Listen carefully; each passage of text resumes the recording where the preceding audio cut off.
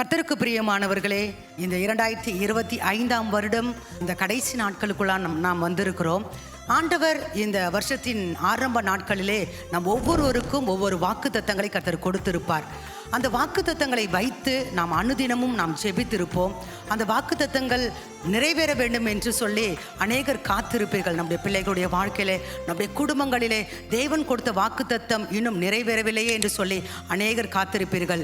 வேதத்திலே ஆபிரகாம் சாரால் தேவன் அழைக்கும் போது உன்னை நான் ஆசீர்வதிப்பேன், உன்னை மேன்மைப்படுத்துவேன் என்று சொல்லி அழைத்தார். ஆனால் அந்த வாக்குத்தத்தம் நிறைவேற மிகவும் காலம் எடுத்துக்கொண்டது. அந்த வாக்குத்தத்தம் நிறைவேறுவதற்குள்ளாகவே அவர்கள் பல சவால்களை சந்திக்க வேண்டிய ஒரு சூழ்நிலைக்குள்ளே அவர்கள் சென்றார்கள். ஆனாலும் இந்த காரியம் மனிதர்களால் முடியாது, இது மற்றவர்களால் நடக்காது என்று சொல்லி அவர்கள் நினைக்கும் போது கர்த்தர் அவர்களுக்கு அற்புதங்களை செய்தார். ஒருவேளை உங்களுடைய வாழ்க்கையிலும் இன்னும் நடக்கவில்லை என்று சொல்லி நீங்கள் எதிர்பார்த்து கொண்டிருப்பீர்களே, ஆனால் கர்த்தர் ஏற்ற காலத்திலே உங்களுக்கு நிச்சயமாய் கொடுப்பார். சோர்ந்து போகாதீங்க, அவருடைய கிருபைக்காக காத்திருங்கள். கர்த்தர் உங்களை ஆசீர்வதித்து மேன்மைப்படுத்தி உயர்த்துவாராக. ஆமேன்.